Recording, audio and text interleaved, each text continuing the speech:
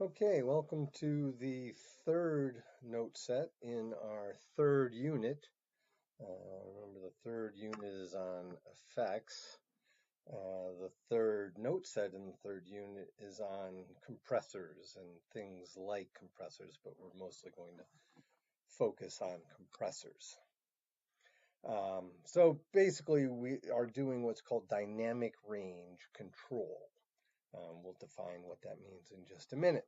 I'm basing my notes on those two sources.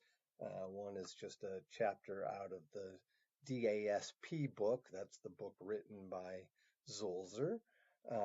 And then also an article, nice review, so a tutorial article in the Journal of the Audio Engineering Society. So if you want to track that down and read more details. And then two other Audio Engineering Society papers that give some extra insight. So I've sprinkled a few ideas from those in there.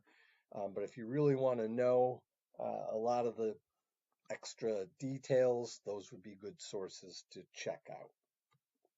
So I talked about dynamic range control. That's the title of this video. So what is dynamic range? Well, it's roughly the idea of the range from the loudest part of an audio piece to the quietest part. So what is that range of loudness in your audio? And so since loudness is essentially, you can see I put that in italics, so it's essentially proportional to power. But we talked about back in our first unit at the end, we had one slide on like A weighting and other things like that for measuring loudness. There's things like the Fletcher-Munson curves that talk about frequency sensitivity of the ear. So things at one frequency and things at another frequency will, even though they're at perhaps the same power, will sound to be different loudnesses. So it's kind of complicated, but in this note set, we're just going to take power as something that is representative of the loudness of the audio. And so if you want to read more about that, you can go to this paper by Earl Vickers. He's a very famous person who writes a lot about dynamic range and so forth. So one interesting thing about dynamic range is that when we present or provide audio through a particular medium, that dynamic range is usually limited by the technical limits or the physical limits of that particular medium. So vinyl records, their dynamic range was limited by the maximum groove size. So you have a bunch of grooves. You need to be able to fit a certain number of grooves onto one side of the disc, and therefore that sets a maximum groove size. You could go to a larger groove size if you were willing to have less time put on that disc. So that's a trade-off, and there are standards that set what the maximum groove size is, and the groove size will set how widely back and forth the needle can swing. And so that limits the dynamic range to about 70 dB, because that sets the loudest power that you can get, and then the softest that you can get before it just stops being noticeable as music on a vinyl disc is also set. So CDs, when they came out, they touted a much larger dynamic range. That was one of the big things that was being touted for their improvement to vinyl. So that you go up to about 98 dB, and I say about.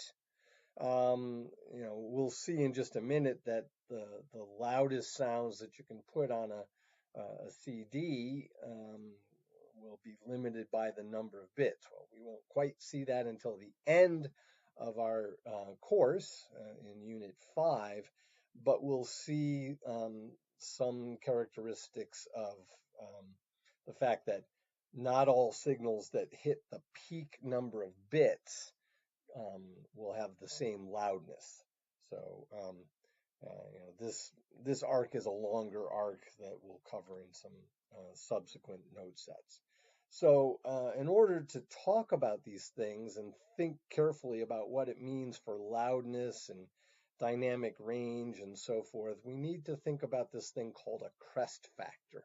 And it's also some places called a peak factor. So I was used to calling it the peak factor from some literature that I was used to reading, not audio stuff.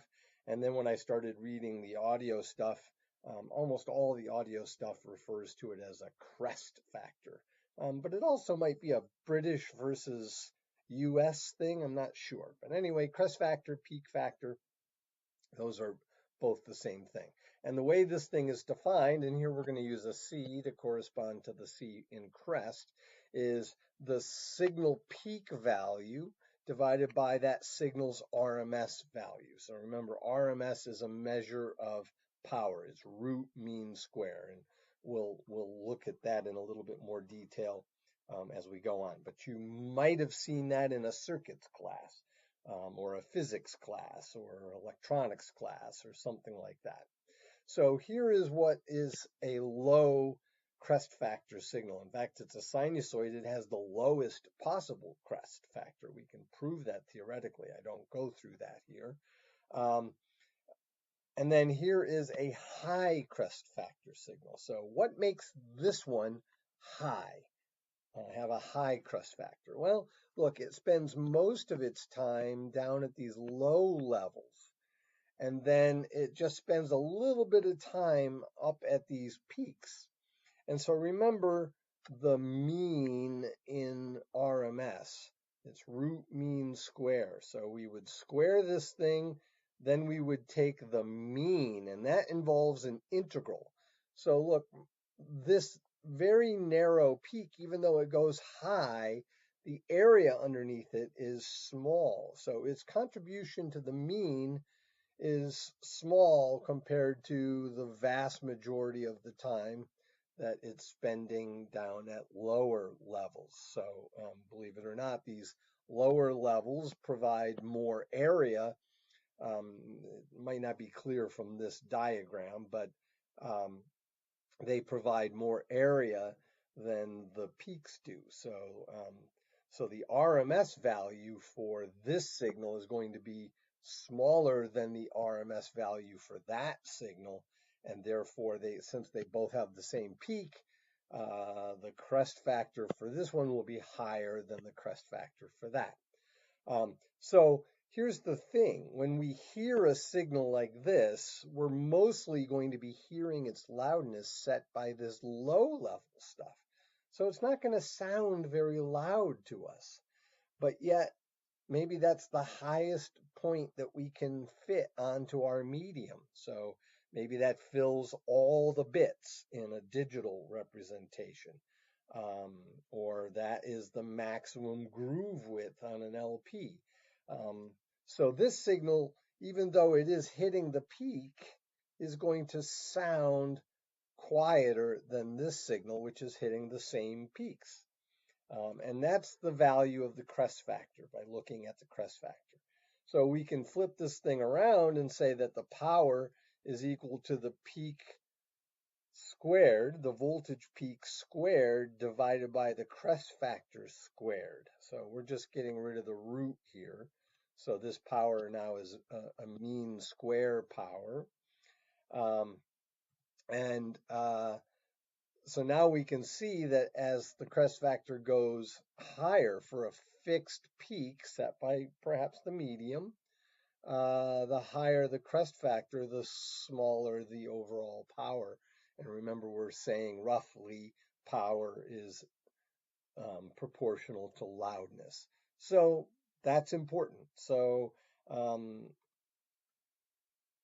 we can get maximum power by ensuring the peak of the audio for any given signal. We can get maximum power by taking this peak and putting it up at the full scale level of the A to D converter. So basically it fills all the bits, excluding the sine bit out in front. So that's the idea. So if we've got two signals and we've set them so that the peaks are at full scale, a low crest factor signal is going to sound louder than a high crest factor signal. And so that leads us to a very high level, rough way of saying what a compressor does. So we're talking about compressors in this note set. I haven't even really said what they are. We're going to kind of sneak up on it. Here's kind of the global view. The intent, the purpose of a compressor is to take a high crest factor signal and convert it into a low crest factor signal. Obviously, we can't convert this into a sine wave. That would not be very interesting. We'd like to do that in a way that changes the inherent sound of the signal as little as possible. And I put that little as possible in quotes. So we'll see what we mean as we dive into the details of this. So let's look at the basic action of a compressor. Basic. So we're just, again, kind of zooming down into the details, cutting away the layers and understanding this from a very rough view above and then a little bit lower, and then we'll get down into the details. So here's what a compressor does. Here's that high crest factor signal. And I've put on two horizontal lines there as some sort of threshold. So those are the threshold. So a compressor is just looking at a signal, and when the level goes above a set threshold, and that's something that a user could set, what it does is it leaves everything that's below the threshold untouched. But the parts that are above the threshold, it squashes them down. So it's almost like sitting there with a volume control that can respond very, very quickly. And even though we might not hear it as a louder part because it's so short, when that occurs, imagine a circuit that just automatically turns down the volume. And so we get something that looks like that. This has all stayed the same. And these two things have been squashed down. So they just squish it down in that region. So we attenuate the peaks. So it would be, this whole part that's in between there, and maybe a little bit before as well and after. We'll have to see how that works. And then we boost it back up so that the new signal, so notice this signal here has a lower crest factor. So this has a high crest factor, and this has a lower crest factor. So that's what we've done. And now what we're going to do is boost this signal back up to full scale. So now everything gets moved up. So even these small things get moved up. And you'll notice that the peaks kind of stay the same. They change in shape a little bit because of the action of this, but not a lot. And what appears to happen is that really the quiet parts get boosted up. So it sounds like the quiet parts of the signal are being made louder while everything else is being held constant. That's because of two actions. Attenuate the peaks first and then boost back up to full scale. That's called the makeup gain. And both of these things can be set by the user in a compressor, the threshold and the amount of makeup gain. So we might not boost all the way back up to full scale, but we could boost up to something close to full scale or far short of full scale. It's up to the user to do that. So what we need to do now is make these concepts precise. You see, I put in quotes here. Detects when the signal's level exceeds a threshold. What do we mean? I'm showing the threshold here directly on the signal, but that's not quite exactly how it works. Again, remember this was kind of a basic, rough idea of how the compressor works. Now, before we get into those details, let's just talk a little bit about some of the applications. Why do we care about these things? And here's a new thing called a limiter. It's a version of a variation on a compressor. And we'll say what that thing does later a little more precisely. Um, but we're going to look at studio settings, and then down below we'll look at some live settings. So these are dynamic range control devices. Compressors and limiters are the two varieties that are common. So here's what we do. When we're recording something, we want to make sure that the signal coming into our recording system and being put onto our recording medium, whatever that is. In the old days, it could have been tape, and in the new days, it's recorded direct to digital. So there's a maximum value, both positive and negative, that can be recorded. So that would be when all of the non-sign bits are set to 1, essentially, or filled. So that would be the positive maximum and the negative maximum. There's some other number systems that can be used, but I don't want to get into those details now.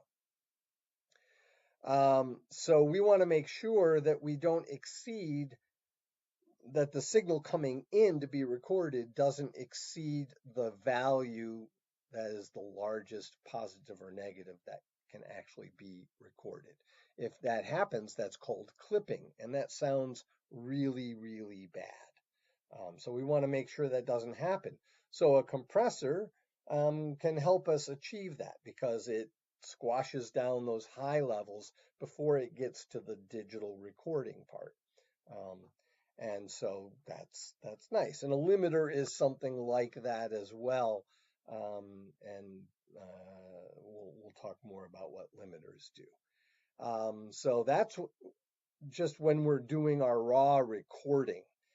Then once we have all of our tracks recorded, we want to mix them together to make the final track. So we want guitar and voice and bass and drums and maybe piano and so forth. And we want all of those things to be well balanced. And we want things to stand out against other things when it makes sense to do that. And so a compressor can help bring something that has a high crest factor. It might get lost in the mix because you just won't hear it. But if you compress it before you put it into the mix, now it will stand out more. And so it helps with the mixing part. Now we've got a final assembled track. The mix sounds good. And the last thing that we do is called mastering. And often that's done by an entirely different engineer. You might have a recording engineer, you might have a mixing engineer, and then you might have a mastering engineer. And their job is to make that final track they don't change the mix, but they're applying EQ, equalization, graphic equalizers, parametric equalizers, like we learned about back in Unit 2. And they are also using compressors and maybe limiters and things like that to just make the tracks sound good. And one of the things is these days they try to make the tracks sound loud enough so that when it's played on the radio, it will stand out. And that's kind of how this whole thing got started, with over compressing in the mastering stages. We'll talk about that in a little bit. Well, we'll talk about that right now. So if we were to look at a recording from the late 80s or the early 90s, and certainly before that, but up into the early 90s, a track looked like this. Here's the left track and the right track. So this is stereo. And you can see the dynamic range. At the beginning of this song, it's quiet and it gets loud at the end. I don't know, maybe that's, well, it's saying from the 80s or 90s, but that could be Stairway to that Stairway to Heaven, right? It's quiet at the beginning and then gets loud at the end. Um, but if you were to look at a typical recording from the mid 2000s, so 2005, 2006, or something like that, it might look like this. Look at the dynamic range. It's just blaring the whole time. We could actually convert this into this by applying a compressor during the mastering stage. Um, if you want more detail on this, I took these pictures from, or these figures from an article in the IEEE Spectrum magazine called The Future of Music or something like that. That's what's in the link there. I think you can still go and get that. And they discuss this issue. And then this is another link. I think this is also by Earl Vickers. He is a strong opponent to over compressing and decreasing the dynamic range. So you can check that out. It's called The Loudness War. So you can read historically about that. So anyway, that's where it's used. Compression in mastering is still good, but maybe not overused. It leads to ear fatigue and it reduces the, emotional impact of the song if it's just constantly blaring. Okay, so that's studio settings. In live settings, a lot of the same kinds of things go on. We don't have the mastering, but we also want to protect against clipping, just like we had up here, and we want to even out levels so that one instrument is not too loud compared to another one, but also as an instrument is playing, one single instrument, if it is too quiet sometimes and then gets too loud, it might drop out in a live setting and you might not hear it. So you want to kind of even out those levels. So in a live setting, you might not really want too large of a dynamic range because maybe the crowd is loud and there's things going on. Well, maybe in a classical setting, you don't want that. You want a wide dynamic range, but in a rock setting, you might not want that. So here are some videos. Oh, and I should say one last thing here before we go on to that. We want to, sometimes we use compressors in a live setting and in studio settings to get characteristic sounds. So there is a particular sound of a compressed guitar that it's subtle, but if you are familiar with the effect of compressors on guitar, you can hear it. So there's really two characteristic sounds that I can think of that come from a compressor. One is this kind of chimey thing where the notes just never really die off. So it increases the sustain of held notes because it's just constantly turning that makeup gain up to make things, to make the quiet parts loud. That's how it sounds. And then the other part is in country music, there's this characteristic of guitar playing called chicken picking.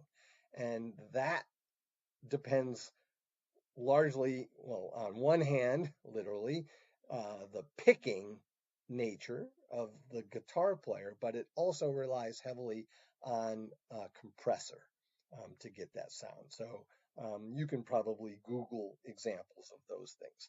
Anyway, here are some YouTube videos that will discuss some of these aspects.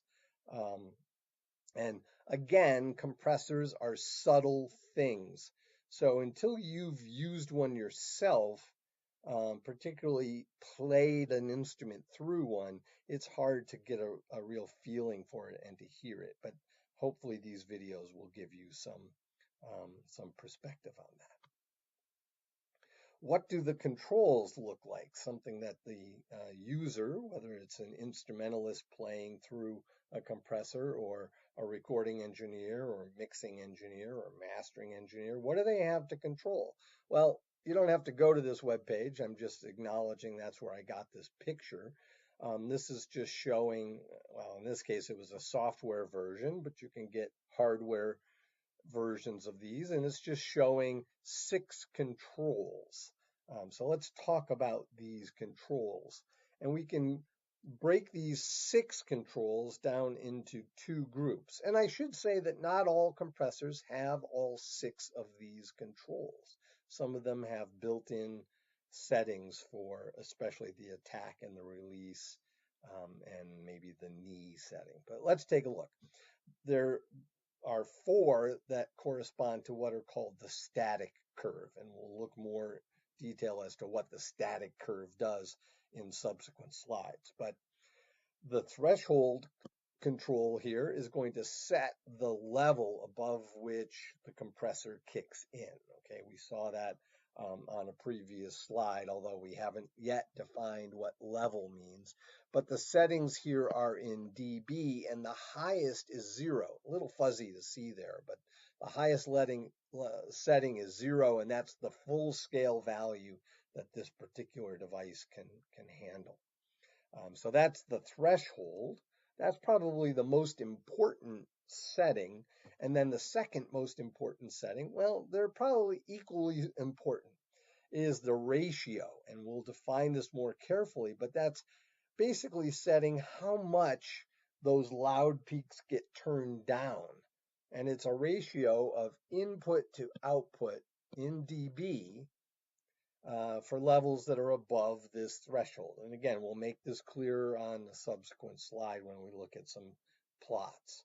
And then the knee width, we'll see on the next slide that we can set that to be hard versus soft. And that just has to do with, the transition from no compression below the threshold to the action above the threshold. Does it just instantly click over into this stated ratio, or does it softly bend over? So again, we'll see some more details on that on the next slide. And then the makeup gain. After we've knocked down the peaks, we want to boost this back up, and you can set how much makeup gain you have. So if you set it here to 0, it's not being moved at all. And you can see here this goes to negative and positive dB values. So you could actually move it down. So that's a control that the user can use. So those are all the static controls. And then the dynamic behavior controls are attack and release. And like I said, on some simple compressors, you might not have control over these two, and you probably don't have control over the knee and either the threshold or the makeup gain, one or the other. So often simple guitar effects boxes just have 2 knobs, ratio and level. So whatever that means. I think the level might be a combination of threshold and makeup gain. But the dynamic behavior, we've got attack and release. And those, a little hard to see, but those are in milliseconds. And so the attack is a time setting. Both of these are time settings. It's how quickly the compressor starts to attenuate the signal once it sees it go above the threshold. So remember I said the compressor acts like somebody with a hand on the volume control. It's how fast does that respond once you hear that it's starting to go up. And again, we'll make this more clear on subsequent slides. And then the release time is, okay, the original signal now has dropped back down below the threshold, so we should turn off the compression. How quickly do we get back to that no compression stage? And so both of those are things that affect the sound of the compressor and can be set on the more comprehensive versions of compressors. All right, let's look at some of these controls in more detail. This is what's called the static curve, and these are the controls for it. So on the bottom here, we have the input signal. I don't know what the G stands for. I took this from the second reference on the front slide of this note set. So I don't know what the G stands for, but we'll just go with it. That's the input, and this is the output. And again, we haven't yet set what this level of the signal means. So just right now, take it as kind of some measure of the power or level loudness of the signal. We'll see what that is. But whatever it is that we use, we set a threshold at some value. Here I have in this figure, the threshold is set at minus 20. And remember, 0 dB here is the full scale. So all of these are relative to full scale. So in some places you might see this listed as dBFS. That means decibels relative to full scale. Okay, so we've got our threshold set. And if we had no compression, this just is a one-to-one line. So if a signal comes in at minus 10, it goes out at minus 10. That's with the compressor turned off. But let's see what happens when we turn the compressor on. And let's not worry about the makeup gain or the knee width or anything like that. So anything with a level, again, remember, we're being a little ambiguous about the level. Anything below the threshold still follows the curve as if the compressor is not on. So something at minus 30 below full scale stays at minus 30 below full scale. But when we go above the threshold, let's say we hit the level of minus 15 dB relative to full scale, well, now that comes up to here and it comes over like this. It's considerably less than minus 15. So maybe minus 18. My drawing skills are not that great here. And that's because the compressor now is following this curve, this line, and the slope of that line is set by the ratio, the compression ratio. That's a little hard to say. And here we have what's called a 5-to-1 ratio. So you can see this range is 20 and this range is 4. It's a little hard to see it there. So that gives us a 5-to-1. 20 over 4 gives us 5. So we'll define these ideas more carefully as we come up.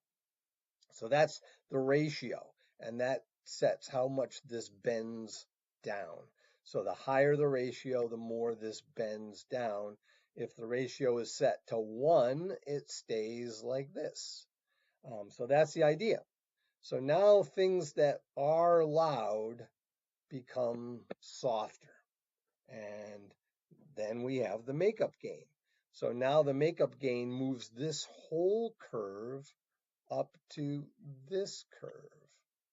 So that now 0 dB full scale in comes out at about minus 6 dB. Now we could move the makeup gain even farther up so that 0 dB here, this point would go up to 0 dB, but all of these things would move up by the same amount, okay?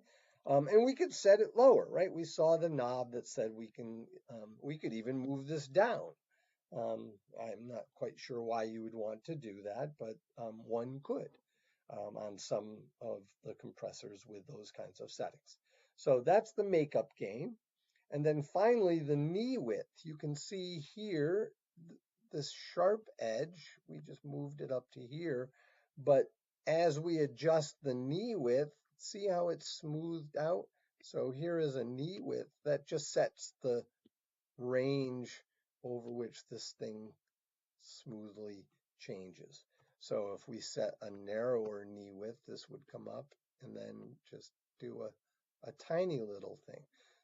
And if you set the knee width to 0, it would just be a sharp edge. That would be the hard knee.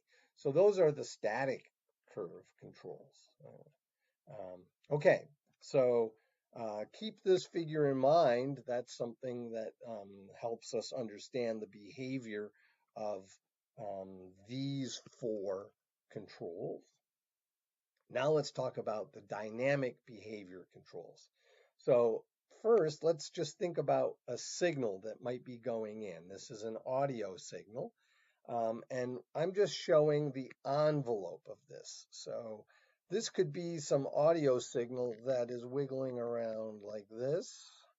But to be honest, for test purposes, we often just use a sinusoid that then has its amplitude changed. I didn't do a very good job there, but you get the idea. So this is just the envelope that the signal fits inside. So the peaks cannot exceed the envelope, both positive and negative in direction. And we've got this set up here so that we've got a threshold set at this level, and we start off with a signal that is 6 dB above the threshold, and then we drop down to a level that is 3 dB below the threshold. So that's a good test signal. And in fact, things like this are used to test compressors to see how they behave. But it's also a good scenario to think about how they work. So with that signal, this is the envelope that we might get from a compressor with certain um, settings. So again, we're not considering the static controls in this figure, although we could talk about them. We certainly see the threshold setting here, and so forth. But as far as the ratio and the makeup gain, I don't really know what those settings are for this. But let's talk about the dynamic controls. So the attack time, remember, that sets the speed at which the compressor reacts to and starts to attenuate a signal that exceeds the threshold.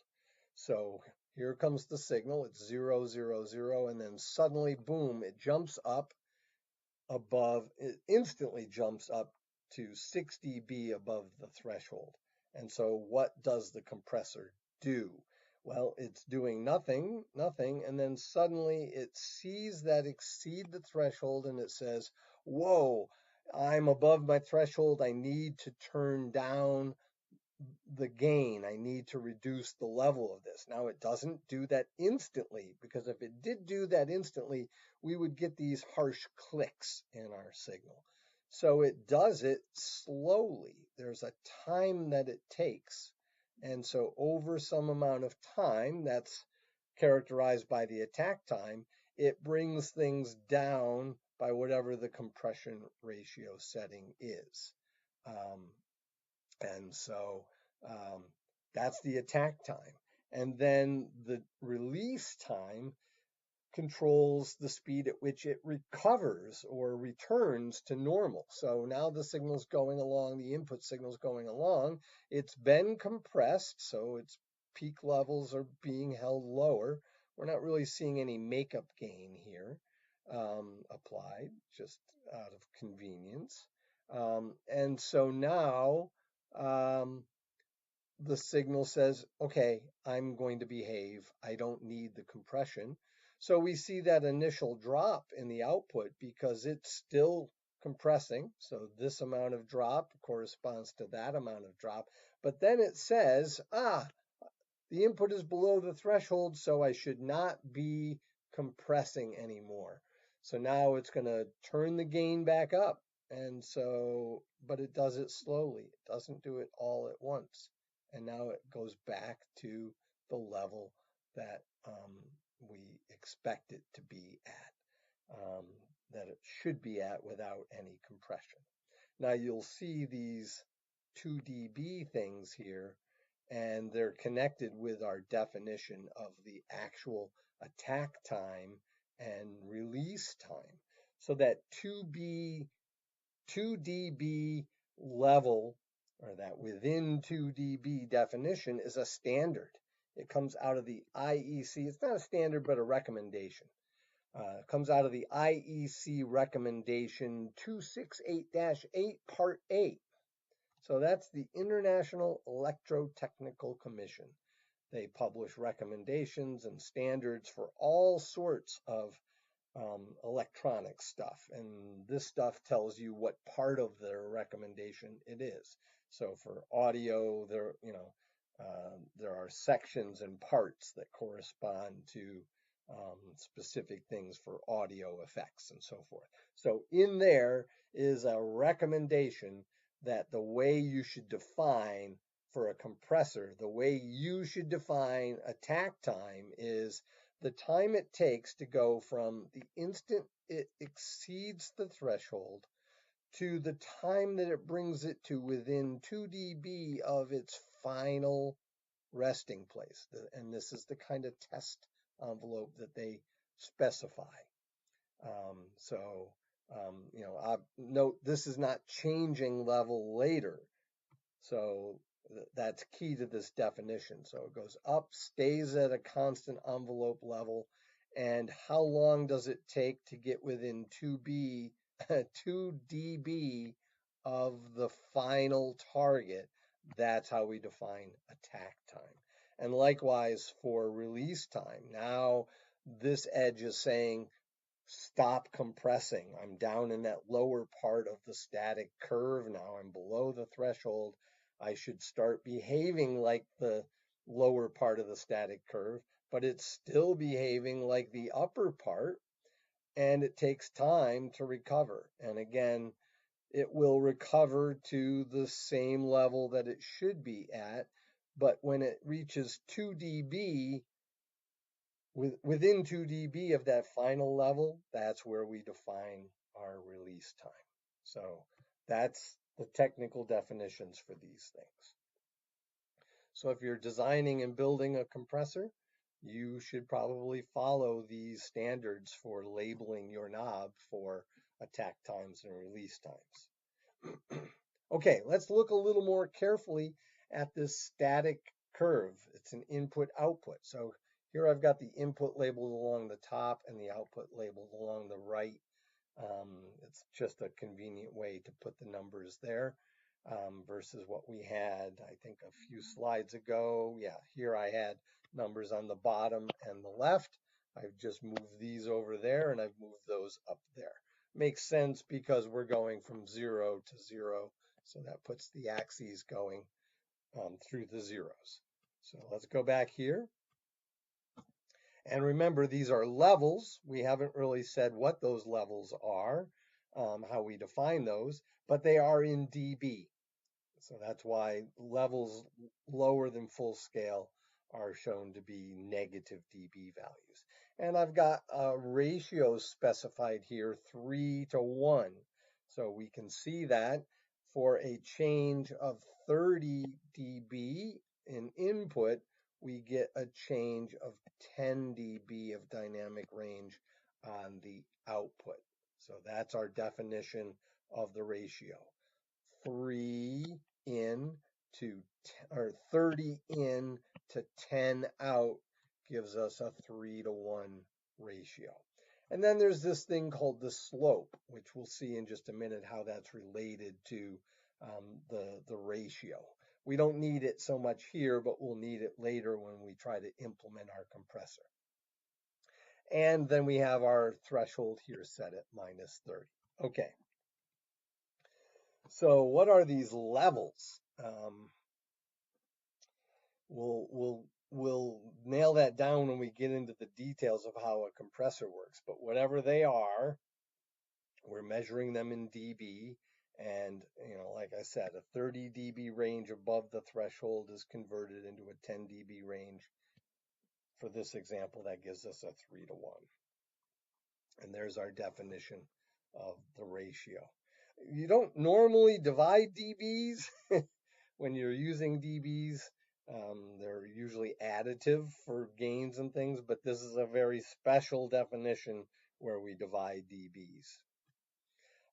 And then here's our definition for the slope. It's just 1 minus the reciprocal of the ratio. So you can see that if we have a 3 to 1, we would get 1 minus 1/3 gives us 2/3. So also note that here we're writing the ratios as fractions, but some places we would write that 3 to 1 as 3 to 1 and write it as a proportionality or a ratio like you learned about in high school. Writing it as fractions allows us to use math like that. Also, typically the ratio setting on a compressor might not go any higher than 20 or 30. If we go back and look at our compressor um, controls here, you can see the ratio on this one starts at 1 and goes up to 30.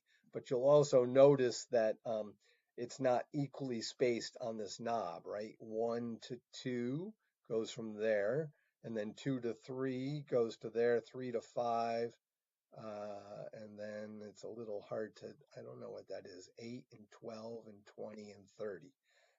So that knob is not laid out linearly. That allows you to get very fine control down in these ranges, a little less fine, and up here, 20, 30, 25, you don't need that fine of a control.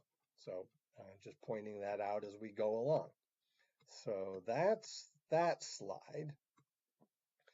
Just a couple variations on the compressor. We mentioned a limiter back when we talked about live applications of compressors and studio applications of compressors.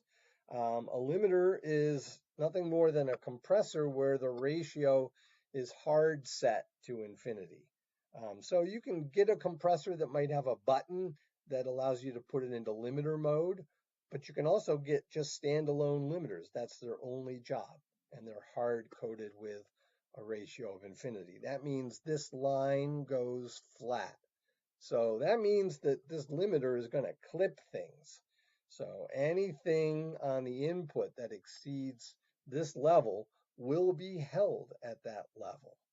Um, and then obviously you can add some makeup gain to that, but typically on limiters, we're not doing that. Because we're trying to limit this to exactly some level that we can then feed on to our next piece.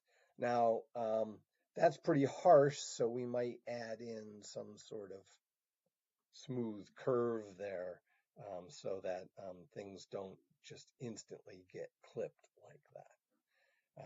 Okay, and then something called a noise gate, which if you play guitar and you play with extremely high gain and distortion, you may discover that when you plug your guitar in and you're not playing anything, you get a lot of noise coming out of your amplifier. And so what this does is anything below a threshold, so that might be the low noises being picked up by your guitar, this goes vertically this way. That means that it's going down to minus infinity dB, 0 actual gain. So it just totally clips off. So any input that's below the threshold will come out as completely turned off. It gates out the noise. And that's a nice little feature in some applications. And then there's something called the expander. So in principle, this is kind of like the reverse of a compressor. So you can kind of take a compressor and compress something, and then you'll have a lower dynamic range, and then you can run it through this expander and increase the dynamic range. So remember we said that after we apply the makeup gain, the compressor seems like it's turning up the low parts of the signal. Well, this is going to, anything below the threshold, those values get turned down. So it kind of undoes the compressor. It's not an exact inverse operation, especially once you start throwing in, attack and release ideas there. But it will get the signal back to the same dynamic range. These were used, and maybe still are, in some of the noise reduction techniques for cassette tapes.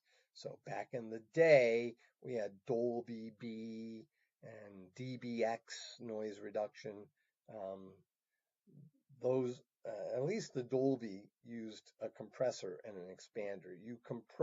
You basically raise the quiet parts above the tape's noise level, and then when you play it back, the expander takes the quiet parts and turns them back down, and in the process turns down the noise that's on the recording. So it's kind of a nice little scheme.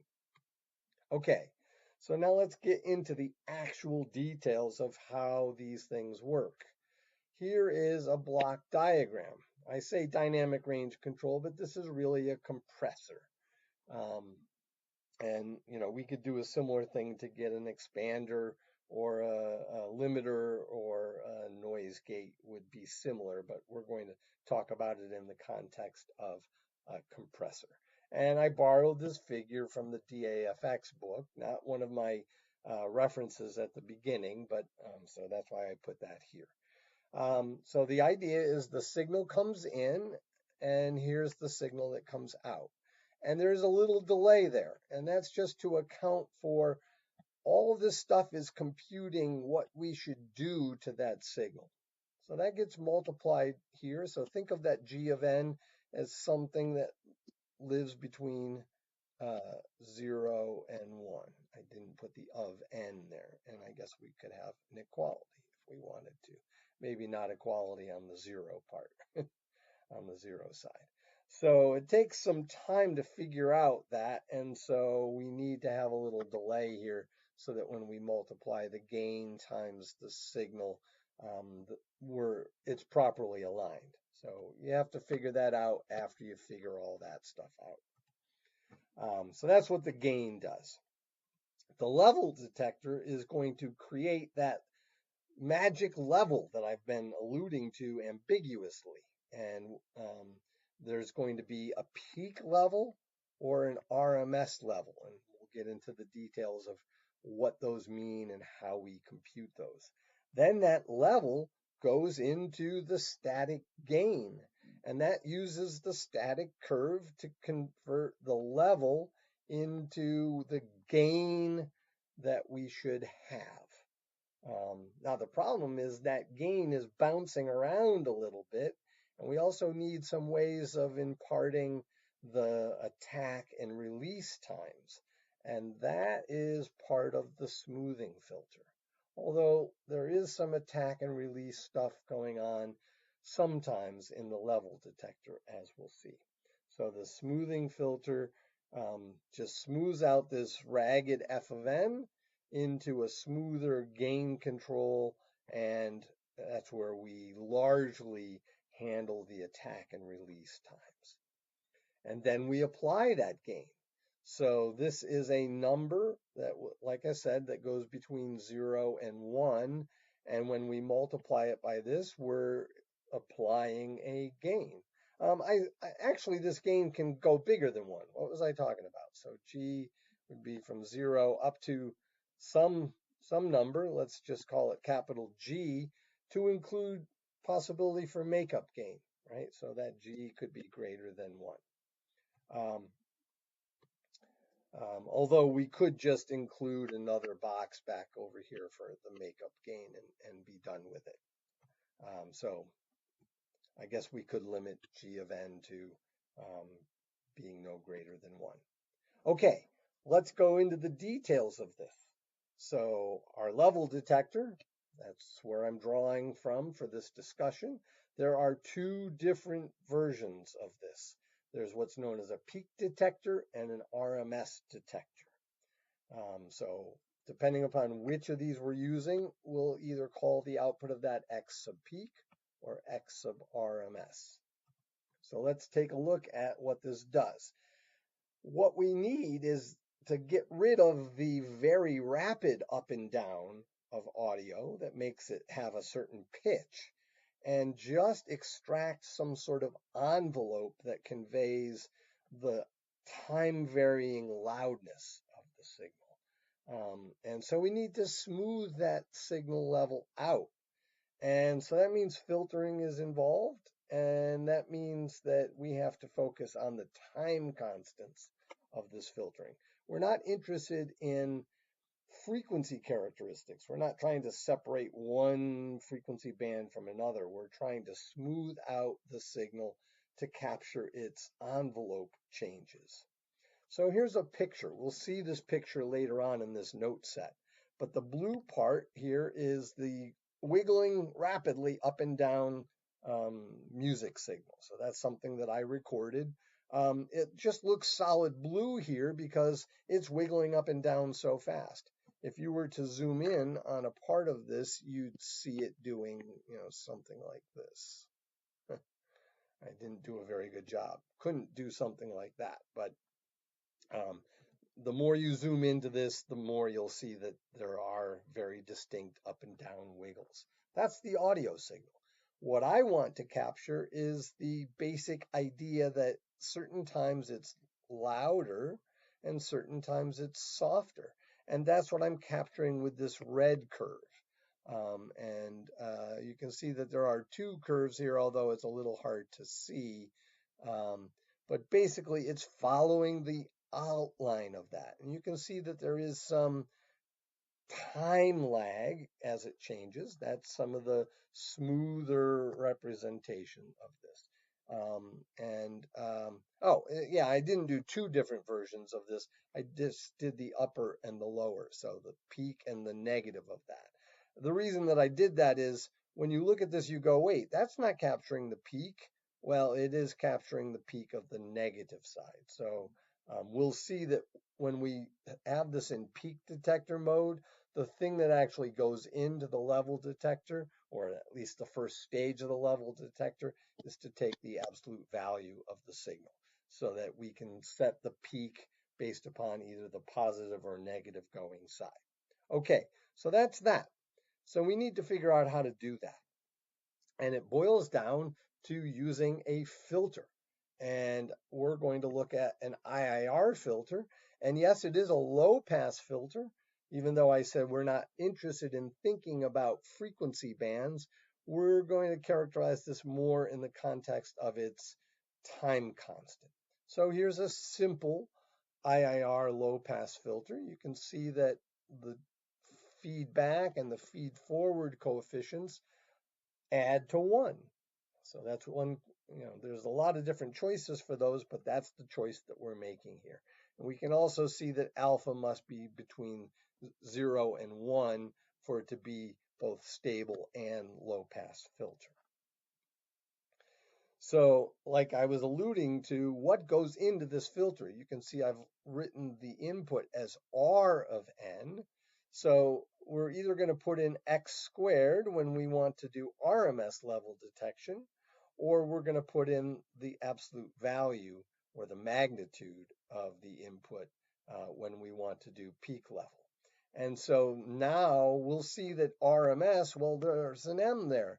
That's mean, that's averaging. So we can use the time constant of this filter to set that averaging time. And then for peak level detection, we can use the one time constant for attack, and then we can switch to a different alpha value or a different form of the filter and use a different time constant for release. So we can set the attack and release separately. So like I said, some of the attack and release is handled in the level detector, and some aspects of it can be handled in that smoothing filter at the end. So we'll see it there as well. So like I already said, we don't really care about the frequency response of this, other than the fact that it's a low pass filter, just because low pass filters smooth things out and extract envelopes. But we're interested in the time response, and in particular, we're interested in how it responds to a up step. So an input that does that kind of thing, stays at 0, goes up to some value. In this case, goes up to 1. So if the input is a unit step, the output of this filter will look like this, and that's the RC charging behavior. I'll draw it continuous time, but it's going to do something like that, exponentially and asymptotically going up to some maximum level, in this case 1. That's because for these values of alpha, as n gets larger, this gets smaller. And when we start at n equal to 0, that's gone. Or I'm sorry, when we start at n equal to 0, that's a 1. So that's gone. So it starts at 0 and goes up to 1, just as we would expect. And it, in fact, is a discrete time mimic of a charging RC circuit. And if we want to characterize its down-step response, so u of minus n, what is that? Well, again, I'll draw it continuous time. Well, u of n flipped, so it's like this. So it was at the level of 1 and then suddenly jumps down to 0. So that's what happens when we are trying to come out of compression, and so we want to see how that behaves. And it turns out that this filter has a response that looks like that. So when we start at n equal to 0, it starts at 1, and then because alpha has a value in that range, larger n make that get smaller and smaller, so that decays exponentially, just like RC discharge. So this little IIR filter completely mimics an RC filter, charging and discharging depending upon what input it has. And that's exactly why we picked this, because we're trying to mimic the simple RC filters that were used in the classic analog compressors. So we should try to link our alpha value to a particular RC time constant. That way we can go to one of these actual analog circuits and say the RC time constant was set to this. Now we can pick our alpha accordingly. So it turns out that if you pick your alpha this way, and this T sub s is just 1 over our sampling rate that we're running at, so you put minus T sub s up there and put the desired time constant down here and compute your alpha accordingly. And now this IIR filter with that alpha will behave just like an RC circuit with that tau, with that time constant. And we can check that. If we take our output here for the charging part and replace that, and we're going to pick a value so that the u of n is 1, so we can just look at this value or that part of it. So we're picking n sub tau such that T sub s is equal to tau. We may not be able to make that happen exactly, but approximately. So let's just say that it has been set that way. So in other words, we're considering a case where tau is an integer multiple of the sampling interval. If we do that, we get alpha raised to the n sub tau, plug in for our alpha, and we get something that looks like that. And now we see that n sub tau T sub s is equal to tau. So we have tau over tau, and we have 1 minus e to the minus 1. That's the definition of the time constant. It takes one time constant to go up to this level in a charging scenario. It takes 5 time constants to get effectively all the way up to its maximum value. Now, we can also characterize alpha in terms of rise time. And so rise time is the time it takes to go in a charging scenario from 10% of the final value up to 90% of the final value. And I didn't work out as much detail, but if you choose your alpha this way, you will set your tau sub r to your desired rise time. I got a little bit of a disconnect there. Set your alpha following that value, and your IIR filter will give you that desired rise time. And we can use either of these to choose our alpha. It's just a matter of choice. So let's get into the two different types. Each of them is going to use this IIR filter, but in a slightly different way. So let's first just remember what the average power of a signal is. So remember, RMS has that mean square in it. That comes from our definition of average power. So we square it. Now it's continuous time, so we can't add it up, but we can integrate it up. And then we divide by the duration of that. So we're going from minus t to capital T. Let t be some arbitrary duration. So this is the power within that interval. And then we say, go to the ends of the signal. So that's a nice theoretical definition of power. Square x, take the time average over the whole thing. And so RMS, remember, is root mean squared. So we should now take this thing and take the square root of that. That'll give us the RMS value. And you might have covered this in like a circuits class or something like that when you first learned about AC signals. And it's used in characterizing the amount of power for a sinusoidal signal in your house voltage and things like that. So maybe you're familiar with that. But RMS can be applied to any kind of signal using this definition with a square root. So one of the neat things is that RMS is not really a power, it's a level. It's the same units as x of t. So if x of t is volts, let's follow this through. We're going to have volts squared. We've got time and time, so those cancel out. So we've basically got volts squared, and then we're going to take the square root. That gives us volts. So, yep, same units as x of t. But it is still some measure of the power or the level of the signal. So you may recall from your circuits class, if you apply this formula and then take the square root of that for a sinusoid, you probably had to work that out as a homework problem or something. You'll get Vp over square root of 2, where Vp is the peak of your sinusoid. That square root of 2, 1 over square root of 2 is like multiplying by 0.707 times Vp. So the wall voltage in your house or your apartment is said to have a voltage of 120 volts. That's RMS. It's a sinusoid coming out of your wall. So if you take 120 is equal to 0.707 times Vp. If you take this and divide it by 120, you're going to get a number bigger than 120.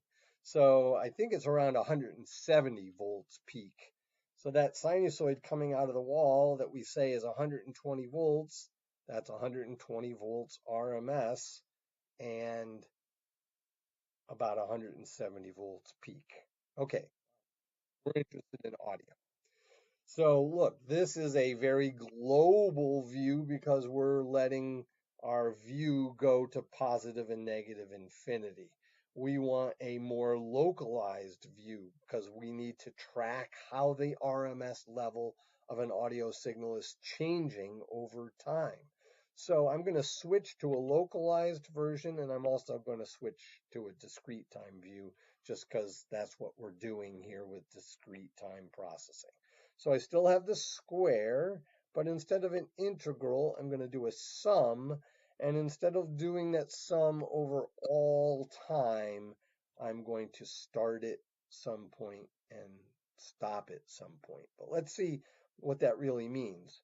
Where I'm starting is when that's 0, I'm starting at my current time. So that's my RMS value at the time now. And what else is being included in this sum? Well, when I goes to 1, I'm 1 sample in the past. And then I go all the way up here. So that's going to be n minus 1. So I'm all the way back n minus 1 samples into the past. So it takes the current sample and n minus 1 samples in the past, squares them, adds them up, averages them, and takes the square root. That gives me the discrete time localized RMS value. Now, the smaller I make n, the more localized this is.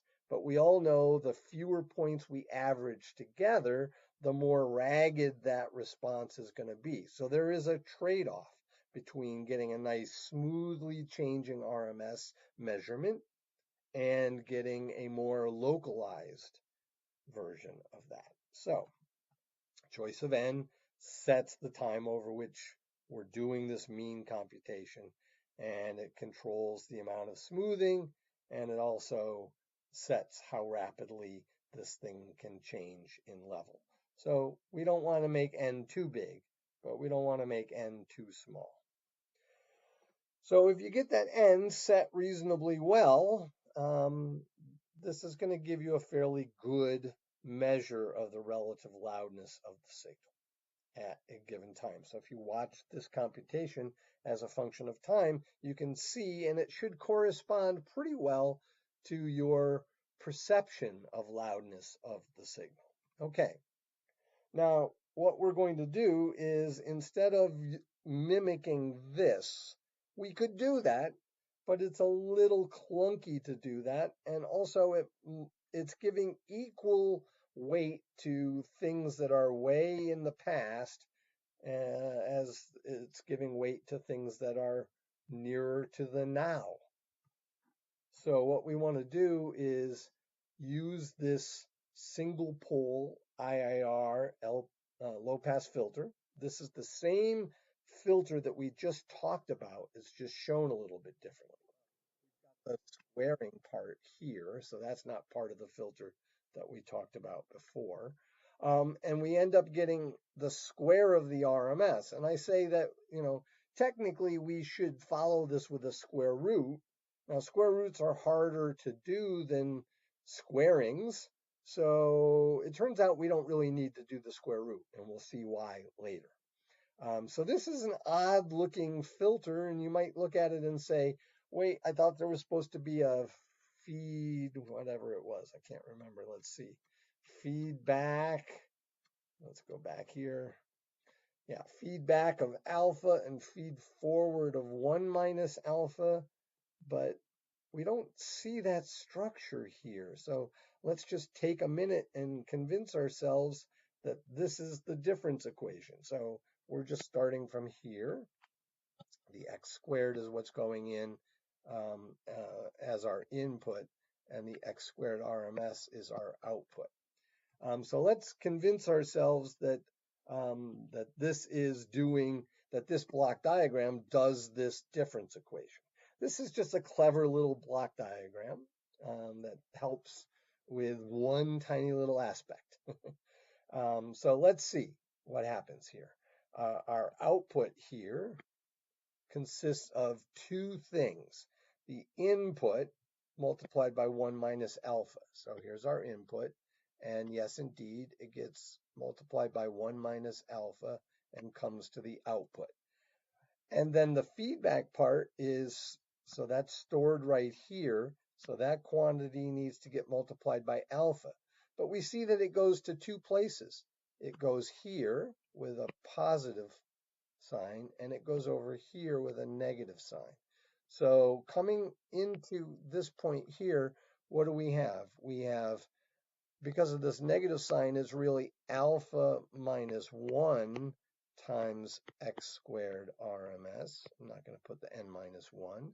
And then coming into here, we have plus 1 times x squared RMS.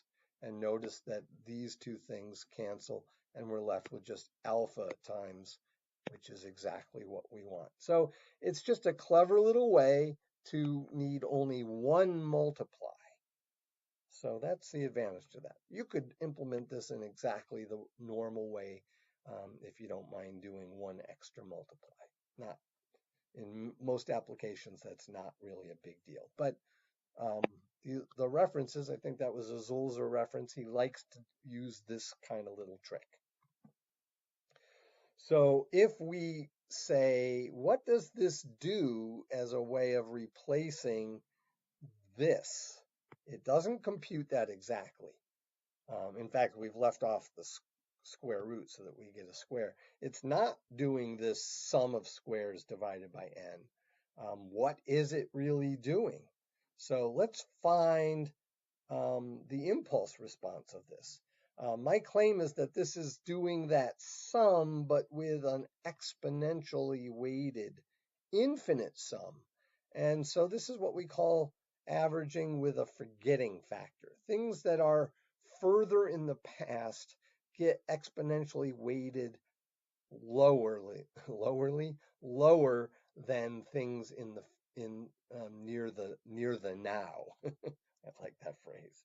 So the impulse response of this thing, and I've just computed it for a particular rise time, and you can see that this thing with a 50 millisecond rise time lays out like this. So a tenth of a second here.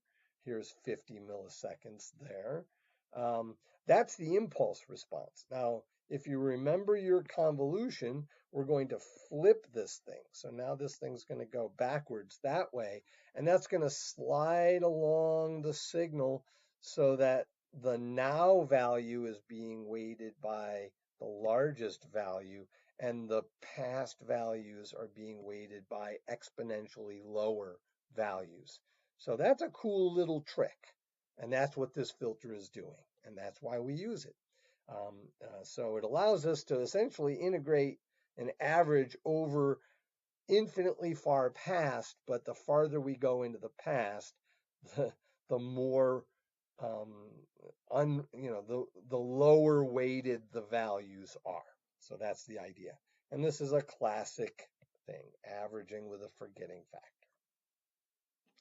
So here's a little M file, a function that I wrote to implement this and try this out. So I just set my alpha here based upon an average value that I put in. And I'm setting the alpha, it looks like I'm setting it for the rise time. I was using this formulation. I could change this and have it be the time constant if I wanted to.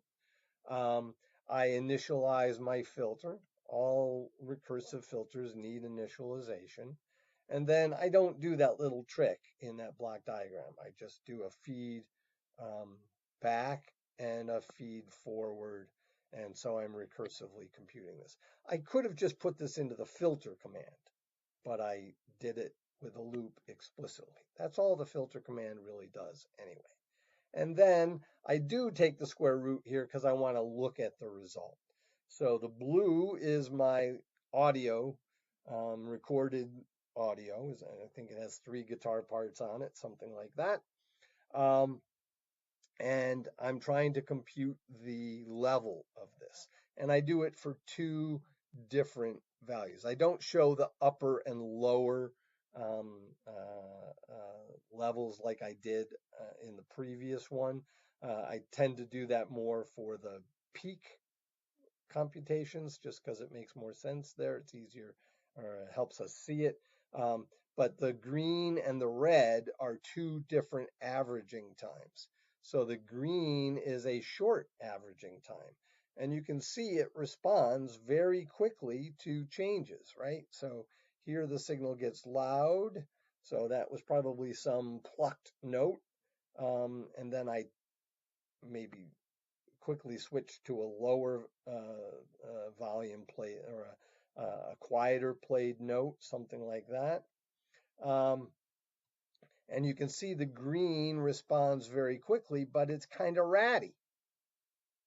But if we set the average time to 100 milliseconds, now we get the red curve. And you can see that it takes some time to respond, but it's much smoother. So those are the trade-offs. And a good compressor might allow you to adjust that. Or that might be tied into the attack and release times and so forth. But it could just be hard-coded depending on your design. Okay, so that's RMS detector. Let's talk about peak level detector. So there was a nice solid theoretical definition of RMS, and we used that. We bent it a little bit, but we were guided by that. For peak level detector, there isn't really a nice theoretical definition, but who needs one? There it is. It's the peak. Our envelope should just follow the peaks. So if we were to draw the envelope, the levels should just bump up and hit that envelope. We kind of saw that back a few slides when I anticipated the plots of these. So now we're going to have two separate attack and release times. That will be built right in to this peak level detector. So we're going to need two different difference equations. This one looks just like the one we just saw, except now we've got absolute value going in instead of the square, and our output is called x peak. And that just gives the charging growth, just like we saw before. And we're going to use this filter during the attack phase. That's whenever my current value is bigger than what I think the peak is already. So it's like the value is bigger, so I need to go up. This is saying that my current level is exceeding where I think my peak is, so my peak value needs to be bumped up. So that's charging growth. Now, if instead my current level is lower than what I think my current peak or my previous peak was, that's saying, my signal seems to be going down, so I need to get down. So I need to discharge. And so this is a discharging filter. Basically all I've done is removed the input from that one. Okay, and here's the block diagram for that. Now, this one is a little bit crazy too. So this part is just computing the absolute value. So you can see what that does. When it's positive, it just gives back the positive value. And when it's negative, it gives the positive version of it. That's all that does. Now notice this box here. We'll talk a little bit about that at the bottom of this slide. When the value in is negative, it cuts it off at 0. And when the value is positive, it just leaves it as itself. So aside from that, we see a similar kind of structure here. Two sums with application of a coefficient. And I've fixed this. This was from a figure from reference 1, but the values were wrong there. So I fixed that. Those might have been fixed in subsequent editions of that book. So let's look at what's going on here. So as I said, this block here multiplies by 0 when its input is negative. So let's walk our way through this. So let's look at this scenario when x of n is greater than x peak of n. Well, that's what's stored right there, right? So when we come up here, when x of n is greater than that, then this quantity here will be, right? This is x of n minus that. That's going to be positive, and it's going to let it through. So that's turned on. So what do we get? That's the same thing that we got before. This thing gets fed back, gets applied by the 1 minus alpha, and then, but with a negative. So it's really alpha minus 1 times this, and we're effectively removing the 1 part of it. So that gives us this part of it. And then we also get this part coming in. So this is going to give us another one of those things. So this 1 minus alpha goes straight through. Nope. Let's see. When x of n, so this is set to 0. So that is not there in that scenario. Okay, so we see that this came straight through and this came around this way, just like we saw on the previous one, and this is set to 0, so that's not there. Now let's look at the other scenario where x of n magnitude is less than x peak. So now what happens? Well, now this number here is negative, and that sets it to 0. So that's like this whole thing is gone. The input does not come through, and this feedback does not happen. So all of that is gone. And what do we get? We get x of n minus 1 coming through here, and we get x of n times 1 minus alpha r, but with a negative. So the 1 and the 1 here cancel, and we're left with just alpha r times x peak. I know it's a little confusing, but try to work through it on your own. So this structure implements those two different filters, and it will switch between them accordingly. You just need to have a way of changing that coefficient based upon the values of the input. So it's a time varying filter. And here's a little MATLAB code that does that. I didn't really do that block diagram trick. I just did this if and else structure, and then set my coefficients appropriately and applied that. And so now you can check this out. So this is the picture that we saw before when I was talking about envelope. And again, I'm showing, you know, positive and negative. I did only one set of time constants there, but you get the idea. And so that's peak. You can see that the peak follows, the peak detector follows the peak. If we go back and look at the RMS detector, it doesn't quite follow the peak.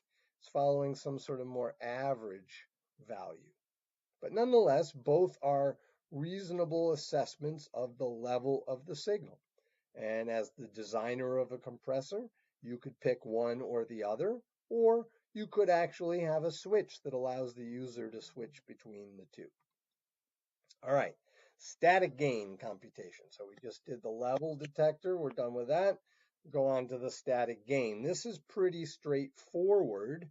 It comes from our static in-out curve, but that's not really what we need here. We need a gain that will implement this idea of reduction here. So what we need is this to apply a gain that looks like this. So remember, everything below the threshold, so I've got the threshold indicated here at minus 30 for this example.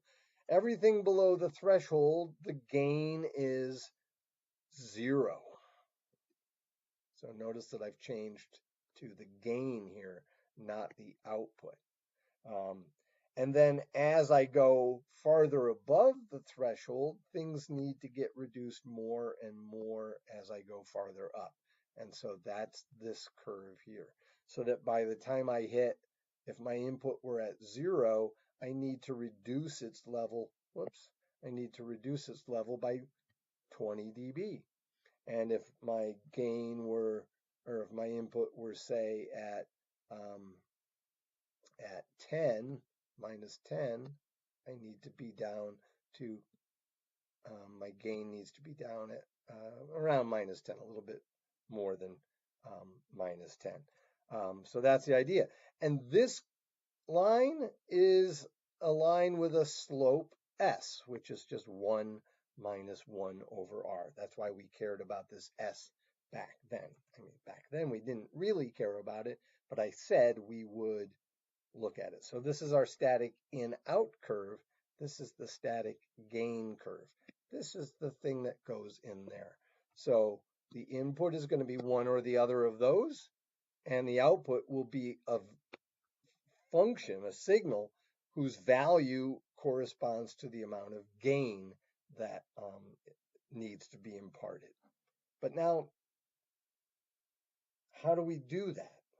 So if we look at this, this is implemented in dB. So we need to take these values here and convert them into an dB value. So the thing that actually goes in here, or we can say that there's a log conversion inside the static gain, we're going to take one or the other of those converted into dB. Now look what we did.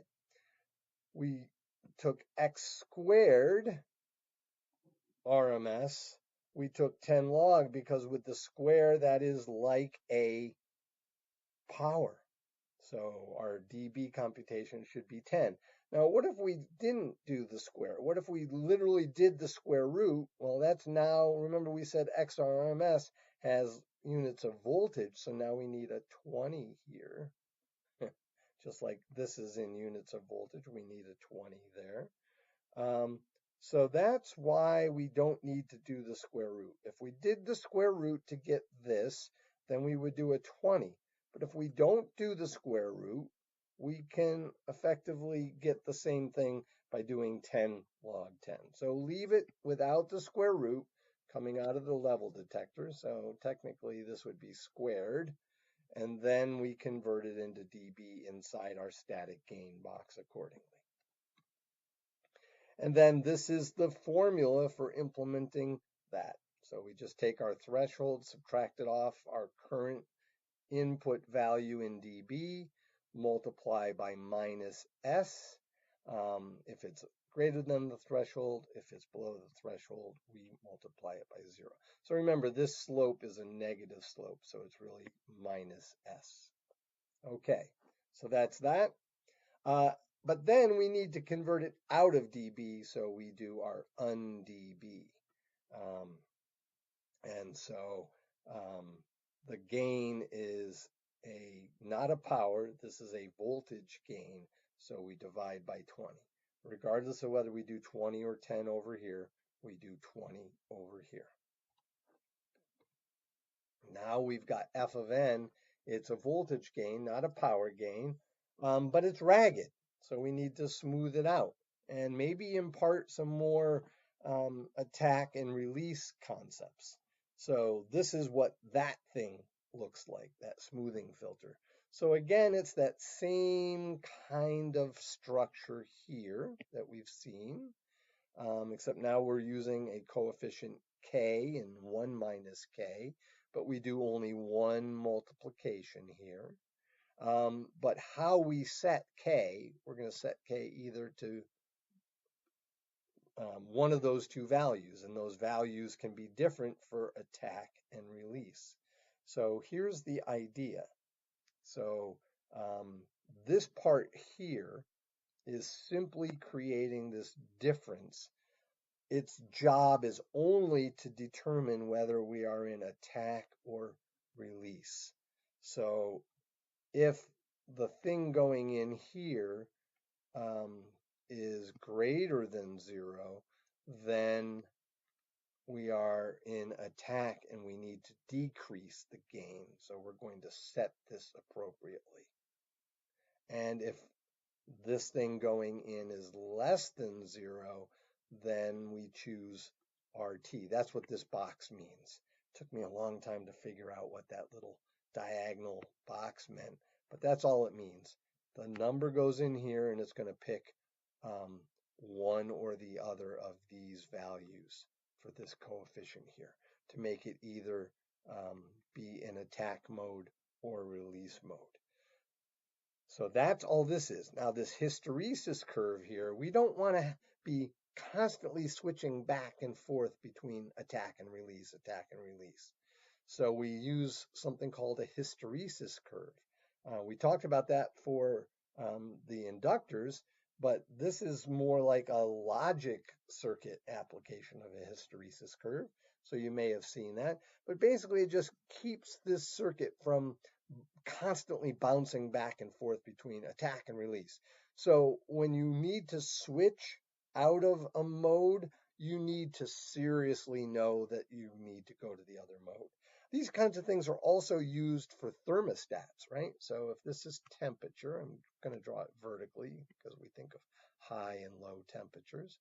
So if my set point is right here, say that's 70 degrees Fahrenheit, if I constantly have my furnace set to turn on whenever the temperature goes below 70 and then turn off whenever the temperature goes above 70, well, here's what's going to happen. It's going to drop just a small bit below 70 and the furnace is going to turn on, and then very quickly it's going to go above 70 and the furnace is going to turn off.